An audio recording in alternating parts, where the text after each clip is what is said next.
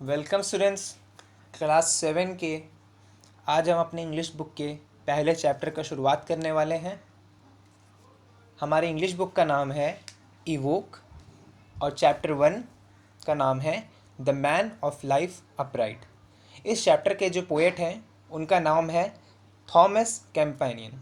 तो पहले हम पोएट के बारे में शुरुआत करते हैं। पोएट किस तरीके की पोएम लिखता है? पोएट सिंपल स्टाइल, सिंप्लिसिटी और सब्जेक्ट, ठीक है, ये तीन पॉइंट्स लेके पोएट लिखता है। सिंपल स्टाइल यानी कि काफ़ी नॉर्मल पोएम उसका रहता है। सिंप्लिसिटी यानी कि उसके वर्ड्स जो रहते हैं वो बहुत सिंपल रहते हैं, उतने ज़्यादा हार्ड वर्ड्स नहीं रहते हैं, ठीक है। और सब्जेक्ट यानी कि इसका सिंपल सब्जेक्ट रहता है लाइफ के बारे में। अब पोएट है कौन? पोएट का नाम है थॉमस कैम्पेनियन, ठीक है। पोएट इससे पहले लॉयर रह चुका है, वो एक स्कॉलर है, एक पोएट है, लेकिन फेमस किस चीज़ के लिए है? अपनी पोइट्री के लिए है। अब आते हैं पोएम की ओर। हमारे पोएम का फर्स्ट स्टैंजा कहता है कि the man of life upright whose guiltless heart is free from all dishonest deeds और थॉट ऑफ वैनिटी, ठीक है।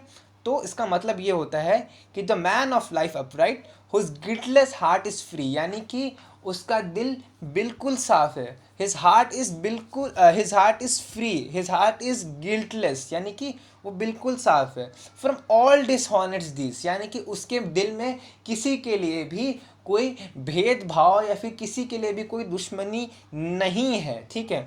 और थॉट ऑफ वैनिटी, यानी कि वो अपने चीज़ के लिए या फिर अगर कोई वो चीज़ करता है तो उसके लिए वो कभी प्राउड फील नहीं करता है कि हाँ मैंने ये कर दिया या फिर मैंने ये कर दिया।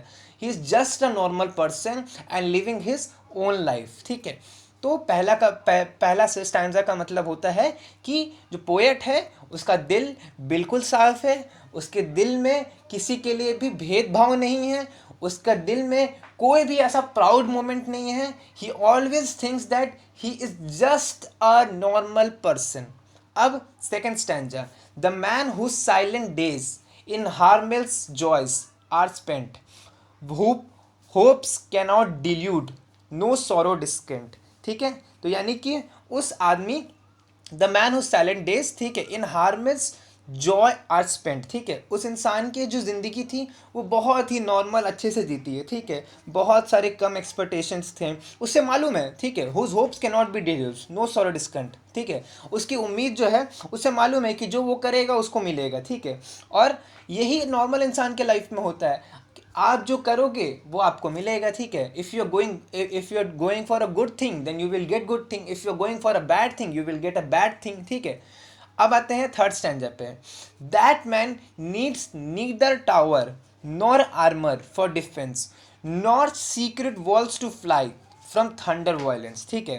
तो अब आपको ये तो समझ में आ गया कि जब पोएट का दिल साफ है, जब पोएट को किसी के लिए भेदभाव नहीं है, जब पोएट के अंदर ऐसा कोई प्राउड मोमेंट नहीं है, जब पोएट को ये चीज़ मालूम है कि मेरे साथ जो भी होगा वो मेरे कारण होगा, जो मैं करूँगा वही हो सकता है ना, तो उसे किसी भी चीज़ की डर नहीं होगी, सबसे पहली बात तो, है ना। तो इसमें थर्ड स्टैंडर में ये लिखा गया that man needs neither tower, उस मैन को, उस पोएट को कोई भी ऐसी बड़ी इमारत या फिर कोई भी ऐसा बड़ा टावर नहीं चाहिए। नॉर आर्मर फॉर डिफेंस, यानी कि उसे कोई भी ऐसी आर्मर, बंदूकें, फोर्स नहीं चाहिए उससे, ठीक है। Nor a secret walls to fly, या फिर अगर उसके ऊपर कोई ऐसी परेशानी आ जाए तो उसके पास उसे कोई ऐसी सुरंग नहीं चाहिए जिससे वो छुप के निकल सके, ठीक है। यानी कि जब एक इंसान के अंदर आपके कुछ है ही नहीं, आपका दिल साफ है, आपके अंदर किसी का भेदभाव नहीं है, तो आपको ये सब चीज़ की ज़रूरत नहीं है। आपको ना आर्मी की ज़रूरत है, ना ही आपको एक बड़े आलिशान टावर की ज़रूरत है, और ना ही एक सुरंग की ज़रूरत है जिससे आप छुप के निकल सकें, ठीक है। अब आते हैं फोर्थ स्टैंजा पे।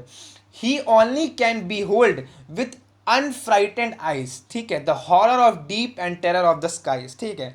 तो इसका मतलब ये होता है कि वो इंसान जो है वो निडर है, ठीक है, उसे मालूम है ना, उसे मालूम है कि कोई भी चीज़ उसका कुछ नहीं कर सकती है, ठीक है। और कोई भी चीज़ करेगी क्यों? क्योंकि वो एक तो सबसे नॉर्मल इंसान है, उसका दिल साफ है, ठीक है। उसे ये भी मालूम है, अगर मैं फिलॉसफी के साथ इसको कन्वर्ट करूँ तो ये बात ऐसे निकलता है कि वो इंसान जो है वो तैयार है कि उसकी मौत करीब आने वाली है और वो जानता है कि वो मर जाएगा और इसके लिए वो बिल्कुल ही निडर है, ठीक है। The horror of deeps and the terror of the skies, nothing is impossible for him, he can do anything, और वो निडर भी है। अब आते हैं हमारे फोर्थ स्टैंजा पे। Thus scorning all the cares that fate और fortune brings, he makes the heaven his book, ठीक है, his wisdoms heavenly things. Okay, तो यहाँ पर यह है कि thus scorning all the cares the fate और फॉर्च्यून ब्रिंग्स, ठीक है, अच्छा या बुरा जो हो वो उसके लिए एक्सेप्टेबल है, ठीक है। ही makes the heaven his book, ठीक है, वो अपनी किताबों में ही अपनी तकदीर लिखता है, यानी कि वो अपनी तकदीर खुद ही लिख रहा है कि मुझे इस रास्ते पे जाना है, I want to become these things और I want to live like this, ठीक है, मुझे इस तरीके की ज़िंदगी जीना है, मुझे ये बनना है, ठीक है। और वो सारी चीज़ एकदम साफ सुथरे एकदम क्लीन वे में कर रहा है, ठीक है, किसी के साथ धोखा करके नहीं कर रहा है, किसी के साथ धोखा करके आगे नहीं बढ़ रहा अपने लाइफ में। और साथ ही साथ में हमारा फोर्थ स्टैंजा कहता है good thought his only friend, ठीक है। अब ये लाइन जो है ये सबसे परफेक्ट लाइन है, good thought his only friend, यानी कि अच्छी सोच ही उसके दोस्त हैं, ठीक है। अब यहाँ पर इसका ये मतलब नहीं बनता है कि उसके दोस्त कोई इंसान या फिर कोई उसके फ्रेंड्स हैं, उसके दोस्त अच्छी सोच है, यानी कि अगर किसी इंसान ने कुछ अच्छी बात कह दी तो वो बात उसके अच्छी दोस्त बन गए हैं, ना कि वो इंसान उसके अच्छे दोस्त बन जाएंगे, ठीक है। Good thoughts his only friend, यानी कि उसके अच्छे दोस्त उसके सिर्फ अच्छी सोच है। His wealth a well spent age, ठीक है, उसने अपनी ज़िंदगी बहुत ही आसानी से और बहुत ही खुशहाल जिताई है, ठीक है। द अर्थ इज सोबर इन, ठीक है। अब बहुतों को लगता होगा कि द अर्थ इज सोबर इन का मतलब है क्या, तो इसका मतलब ये होता है कि पोएट ये सोच रहा है कि मैं अर्थ पे आया हूँ तो एज अ गेस्ट आया हूँ, ठीक है, और एक ना एक दिन मुझे यहाँ से जाना ही है, ठीक है। अब इसको अगर मैं फिलॉसफी और इसका नॉर्मल लाइफ का कंटेंट अगर इसको मिक्स करता हूँ तो इसका मतलब ये निकलता है कि जो अर्थ है, ठीक है, फॉर एग्जाम्पल अगर मैं आपको दूं तो अगर आप अपने फैमिली के साथ टूर पे जा रहे हो, ठीक है, मान लीजिए 10-15 दिन का आप टूर पे जा रहे हो कहीं पर भी घूमने के लिए। अब 10-15 दिन आप टूर पे जा रहे हो तो आप हमेशा अच्छी चीज़ सोच के चलोगे कि मैं ये करूँगा, मैं यहाँ घूमूंगा, मैं यहाँ करूँगा, मैं ये अच्छे से सब कुछ करूँगा, कोई भी बुरी चीज़ आपके दिमाग में तो नहीं चलेगी ना, आप सब चीज़ अच्छी सोच के आओगे।